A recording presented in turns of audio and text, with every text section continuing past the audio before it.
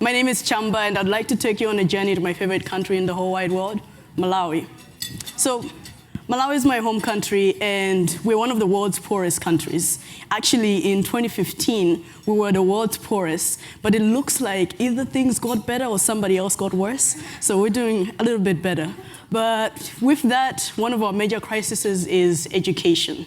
And with education in Malawi, primary school education is free, so what we have is this high attendance, usually at around 114%, where you have people going back to school. And then at secondary school level, you only have 13% of secondary school-aged children actually attending school. And of that 13%, only 33% are young women. And usually the case is that most people expect young women to get married. We only abolished child marriage in 2015, so this is still a major crisis, and for the law to be implemented, it takes time. So this is me at 17. I thought, why don't I start a microfinance program, something like Grameen Bank, where if young women are being forced out of school because of money, if they start their own businesses and they're saving up, they can take themselves back to school. And I was speaking to one woman, Mercy Howard, and Mercy, at that time, she was 19 with 3 children, and she said, I would do it, I would start a business. And I said, okay, cool, Mercy, you find 9 other people who are interested in this business program, and I will go look up grants, I'll find something, and then we can team up and do something. So everyone did their part. We agreed on the meeting day, I show up, and there's this long line of women behind Mercy, and I'm like, what's going on? I look at her like, Mercy, like, who are these people? And she's like, come, come, come. So I show up, and then she's like, this is everyone. And I'm like, oh. So that day, there were 150 women waiting for me. And everyone, no one would leave. And so for me, my initial reaction was fuck. But,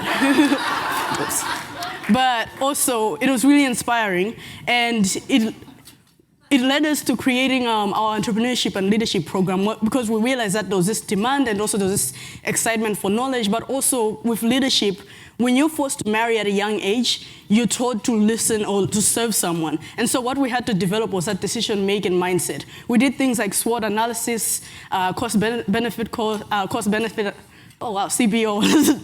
I only know the economics acronyms, but we did that.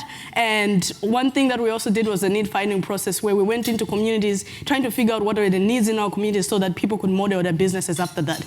We became those annoying women that keep gathering because, nobody likes the sign of a revolution.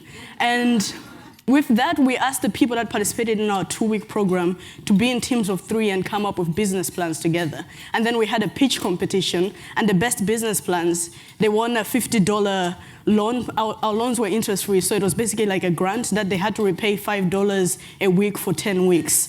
And this program, we had 40 women start businesses. It's been really successful, where the best team so far has finished repaying us in 4 weeks, and the worst team has finished repaying us in 8 weeks, and 100% repayment rate. And so, thank you.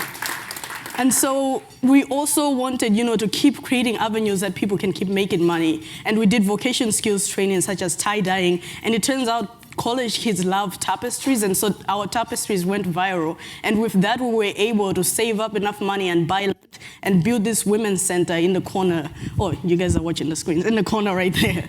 But for me, core was always education.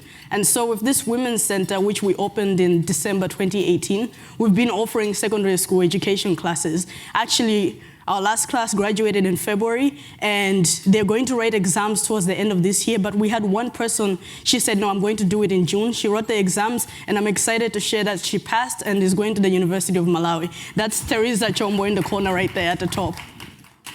So, for me, I'm a DJ and producer, and I've been watching the waves, watching opportunities that, could come up, especially for organization.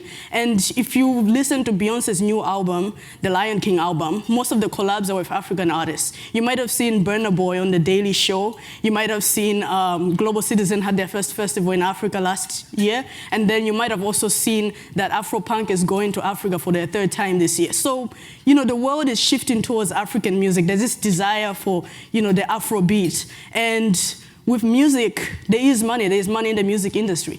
Spotify made $3.72 billion alone last year, and that's just Spotify. What about the festivals? What about Apple Music? What about all those platforms? But then what we also do see in the music industry is a gender gap, where only 2% of the world's producers are women.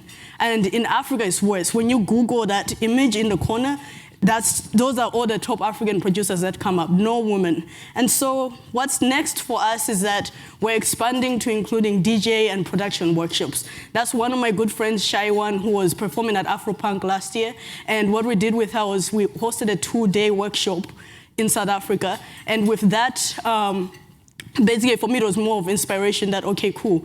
If we can do that in 2 days, what if we had an all-round program? And so I've been speaking to Ableton and Pioneer and HP to get software and hardware that we can implement at our space and host DJ and production workshops. Our first workshop is this December. And basically, we're also asking and talking to festivals that they ensure that they always have a female artist or producer or performer on their lineup, and as well as clubs and events within our community so that they're always hosting somebody from either a program or somebody that's non-binary or female. So thank you so much. That's a little bit about Tiwale. That's our information. Follow us.